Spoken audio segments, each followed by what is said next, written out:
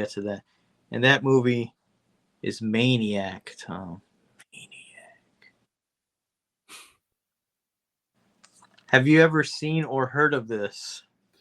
Joe, not only have I ever seen or heard of this, but I have that Blu-ray or 4K, whatever the fuck it is, in the shop right now that I forgot to grab because I also just finished watching the hit motion picture Maniacs.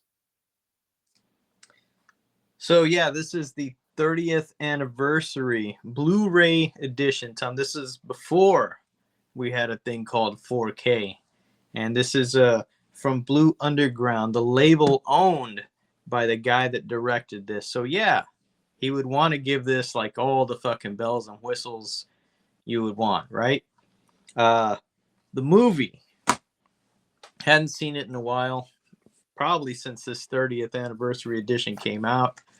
Uh, it's about a guy that's he's a landlord, you see, but he doesn't do much landlording because he's either busy out there killing or talking to his mannequins and dry humping them. Uh, he likes to do some killing because it reminds him of his mama, his dear departed mama, who abused him when he was a child, Tom. She was a prostitute, you see. And when he goes out, these women, they remind him of his mama that he loves. He loves, but why, mama? Why'd you do it to me, mama? Um, he scalps them, you know, in an act of cultural appropriation. He scalps these women so his mannequins can have hair on their head, Tom. You know, makes him a little more like his mama, his dear departed mama. Well, he's out there in the park, I don't know, fucking around with kids and, I don't know what he's doing in the park, but some lady takes his picture and it's like, who the fuck was that lady? Oh, I don't know. I'll go, there's her bag. I'll go get her address and just show up at her apartment. Well, shit. Women in the 80s in New York, they didn't give a she show up. Hey, come on in. Let's talk. Hey, they develop a relationship right away. She's a photographer that photographizes models, Tom. And he goes after one of them models, and then he takes this girl to his mom's graveyard, and he loses his shit there and tries to kill her, but she's tougher than him, Tom. And I don't know. Then he goes home, and the mannequins. He has a dream about the mannequins coming to life and killing him, and then the cops show up. The end. Sounds pretty shitty, but it's not. Really good. Uh, Yeah. The movie itself, it's all right. Uh, Joe Spinell really carries it.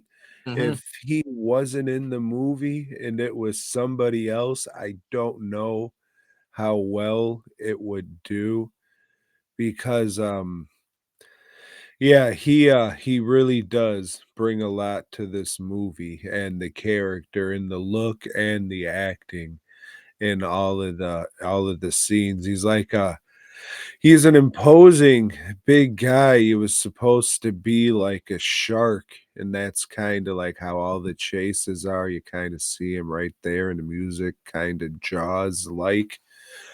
But he's also a pitiful fuck too.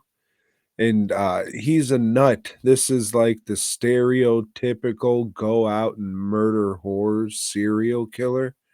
And you go through that. One it's probably not supposed to be funny, but he murders this one whore and he's just choking her. It's going like he's fine. They're just like laying there, not doing any murdering yet. He's in her arms. They're just kind of kissing and making out. And then he just does the stereotypical maniac howl where it's just like, and then he climbs up on top of her, chokes her to death, and proceeds to go puke in the bathroom. I always fucking laugh when he hops off and pukes. Yeah. Yeah. And there's scenes where he's like out on the prowl, and he's like growling and just kind of like just kind of making noises to himself, lusting after those mannequins he sees in the storefront windows and shit. Yeah, he's fucking great. And this is something that he wrote. He threw his own money onto it too. Yeah, it's just he's good, man. You're right. He sells the movie. He's the reason to watch. And what I like about it is that it's not one of these movies where the fucking serial killers like James Bond, all debonair and shit. Nah, they show you this guy's fucked up. He's fucking disgusting. A little bit like James Bond, though, if he can clean himself up and pretend he's some kind of fucking business mogul or whatever he's doing to win that broad over. That's where the movie derails. That whole relationship. That just like that. And the he's talking very different. You know, in those scenes when he's with her, it's it kind of falls out of place for that. It's not a perfect movie. Yeah, people when they get their throat cut, they probably can't yell, or scream. That first throat cut in the transfer I watched, you can clearly see it's just like a fake blade bleeding, and it's not leaving like any cut or anything left. It looks so bullshit now. But yeah, you're not going to be able to scream. And that scene where he's choking that one for, she's just screaming the whole time. What kind of choke are you doing? You know? Hmm. Yeah, another one of my favorite parts in here is old Joe or Frank Rizzo. He kills somebody with the biggest letter opener you'll ever see in your life.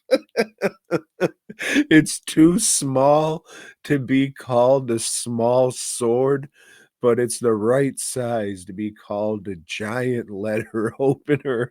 And he just pushes this thing all the way through her. And it's the silliest shit.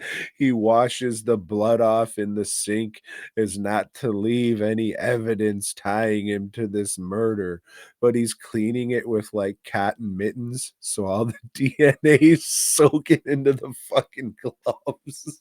It's bayonet from the war, Tom. It's a letter opener, a very giant novelty letter opener that he stopped into. He said, "Hey, come see the thing in Arizona," and he did, and he got a novelty letter opener to remind him of the road trip. Yeah, so this thing, the features on it, and I'm not a features guy. This is some of the best features I'd ever seen. It's like I watched all of these when they first came out, not this time because I seen them once. I don't need to see them again. There's shit about Spinell. There's shit about the song "She's a Maniac," which was supposed to be a song for this movie. Does it have the documentary that Dave did about Spinell? Yeah, I think so. That shit's really good. Yeah, a lot of the stuff that's in here, I think David worked on it. So yeah, this is some good shit.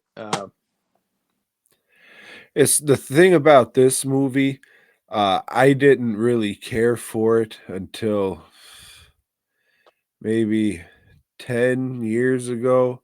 I started having an appreciation for it. I've seen it before then, it really wasn't my thing. But later in life, which I don't know if that's the right thing to say, but later on in my movie watching career is when I appreciated it. And thinking about it now, I don't know how well that this movie is gonna live on. Because while I was watching it this time, I kind of got the feeling that, hey, man, I think if kids or teenagers these days, I don't think it'll hit with them. I think they'll feel the same way I did when I was trying to watch H.G. Lewis movies when I first got into like watching horror and shit. I was like, yeah, these are just a little too old, and a little too of its time and just not for me. So I can definitely see people getting that kind of vibe off of this, but it is worth checking out because it's just we're getting older and you see people calling fucking movies from the 90s old movies. So this is a little bit before that. Yeah, it's I think Henry is a much better movie, and I think that one has a lot more staying power. That one is still shocking, even though I've seen it a few times. This one, yeah, there was nothing here that shocked me, but I think, uh, yeah, you're right. You hit it on the head. I don't know that with today or tomorrow's young audiences that it'll resonate quite like it is. Hopefully, Spinell's performance will still resonate with them, because it's good. It's really worth paying attention to. Yeah, I would think more than that because a few years ago when I rewatched it, whenever the new Blu-ray or 4K, whatever the fuck it was, came out, I didn't say, "Oh man, I want to watch a bunch of Bill Lustig movies now." I said, "All right, what other Spinell movies could I find? Let's check out shit like fucking Undertaker and Cruising and shit like that." So, yeah, I would say the legacy would be more of Spinell as an actor than the Yeah. actual movie itself. Yeah, like I wasn't chasing the Bill Lustig movies, but I kind of was because like the Blue Underground label. So I'd go to Best Buy and it's like, well, shit, if Blue Underground put it on, it might be something that appeals to me. So I bought a lot of their shit, and of course, all his shit is on that label because it's his label. Thanks for checking out the show. We hope you dug it, baby. If so, give us a thumbs up.